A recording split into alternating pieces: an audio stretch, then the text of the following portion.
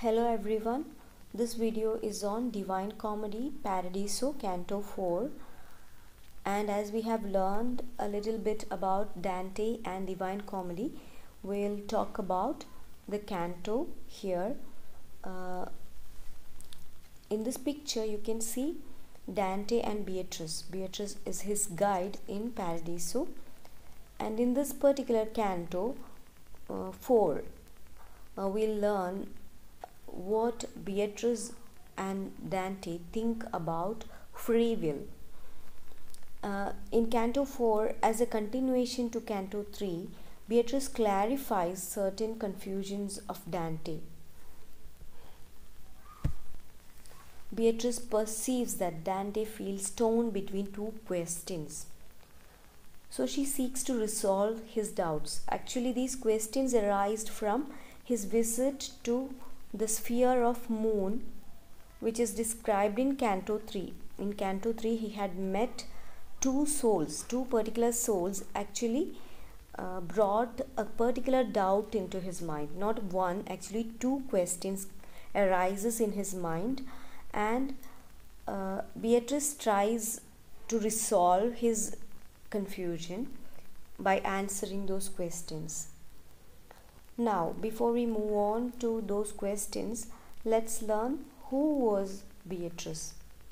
Beatrice was born in 1265 and she died on 8th June 1290. She was an Italian woman who has been commonly identified as the principal inspiration for Dante Alighieri's Vita Nuova, and is also commonly identified with the Beatrice who appears as one of his guides in the last book of Divine Comedy, which is Paradiso. And in the last 4 cantos of Purgatorio also she appears. Beatrice is considered to be his muse and inspiration for writing the Divine Comedy. Thanks to Giovanni Boccaccio, the author of Decameron and a biography on Dante, it was he who gave us an idea about this woman, the real identity of Beatrice, which is supposed to be Bais di Folco Portinari, and she was the daughter of a banker, and she married a Florentine banker and died at the age of 24.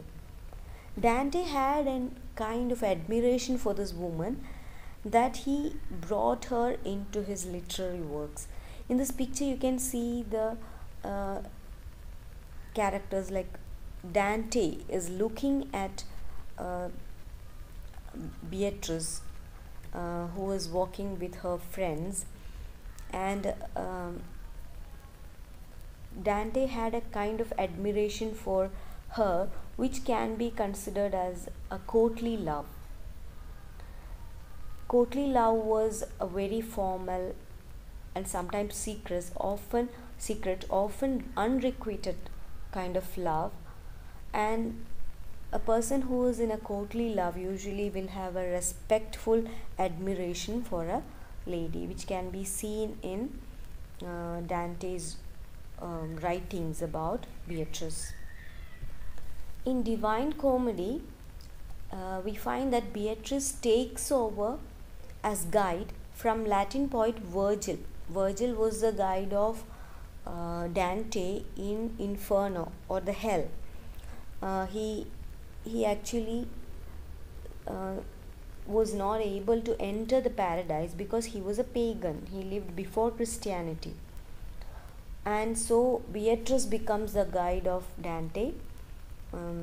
She was also considered as an incarnation of blessings and happiness. Her name itself signifies that. So she is the best person. She is considered to be the best person who can guide Dante in heaven. Now we are learning Canto 4. In Canto 3, Dante had met two souls in the sphere of moon. They are Piccada dei Donati, Dante meets Piccarda in Sphere of Moon. She is a sweet-tempered former nun who died not long after her brother forced her into a politically advantageous marriage. Because of her failures to stick to her vows, Piccarda is now assigned to the sphere of heaven that is associated with inconstancy. However, she is not unhappy about this. She explains to Dante that her happiness consists in the adherence of her will to God and her acceptance of whatever God grants her, a significant step in Dante's understanding of the doctrine of providence. Now, the other soul that Dante comes across there is Empress Constance. Constance was a 12th century Sicilian queen, wife of a Holy Roman Emperor Henry VI. Like her fellow nun Piccarda de Donati, Constance left the religious life she preferred on the urging of family members and married. As a result, she spends eternity in the heavenly sphere of moon, which is associated with inconstancy. Nevertheless, like Piccarda, she is radiantly happy there. So these are the two souls that we'll be discussing in this canto, which is Canto 4.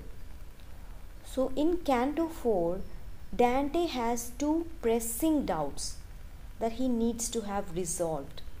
They press on him equally, and as a result, he is paralyzed and cannot proceed.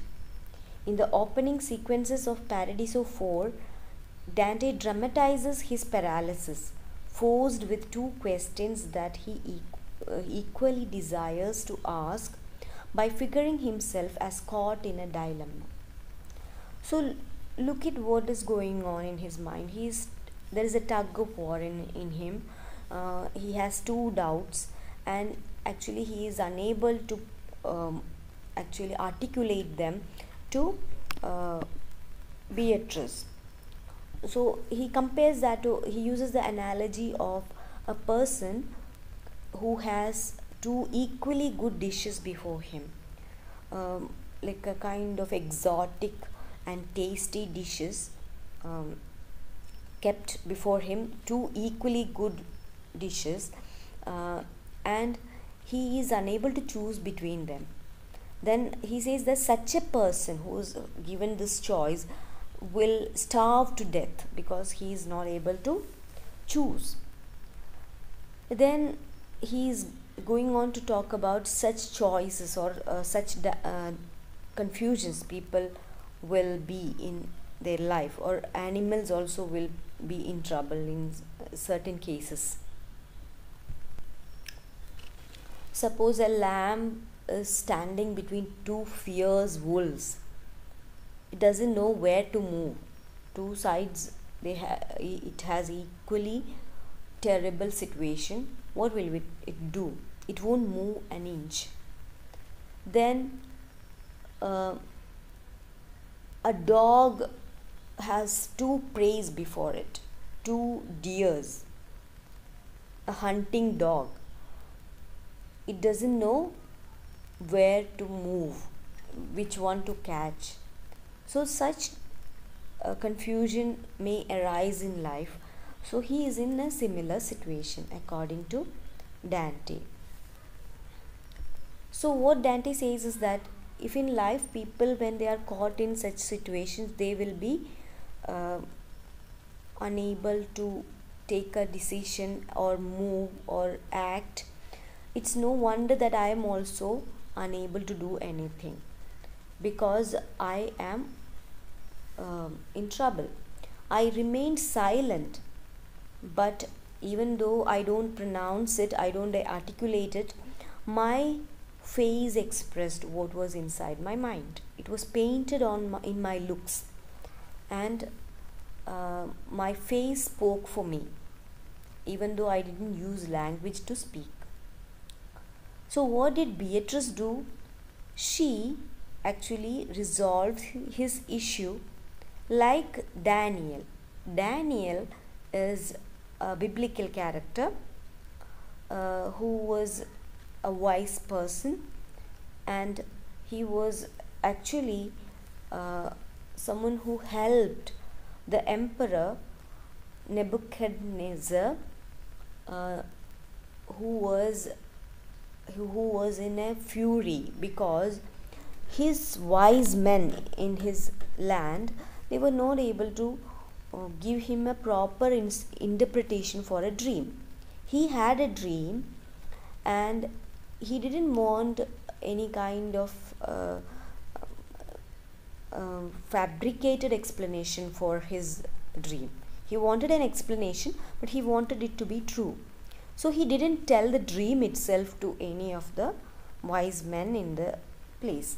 Those people were in trouble because they did not know what the dream was. Then how will they interpret the dream? So when they told that, he was quite angry.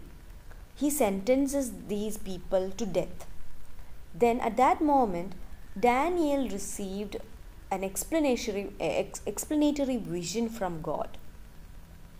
Actually, the king had seen an enormous statue with a head of gold, breast and arms of silver, belly and thighs of bronze, legs of iron, and feet of mixed iron and clay. Then saw the statue destroyed by a rock that turned into a mountain, filling the whole earth. Daniel explains the dream to the king. The statue symbolized 4 successive kingdoms, starting with Nebuchadnezzar, all of which could be crushed by God's kingdom, which would endure forever. So the king was happy. He acknowledges the supremacy of Daniel's God. He actually becomes a believer, and Daniel is placed in a higher position in Babylon. He was a Babylonian king. So this is the context. So how Daniel relieved this king of his wrath, his anger, his fury, and saved him from a kind of trouble. Thus, actually this anger made him merciless. So even though he was not angry or anything, Dante was in a confused state, a troubled state. So Beatrice was saving him like Daniel. So this is what the context is. Now let's see what Beatrice is going to tell. We'll see that in the next video.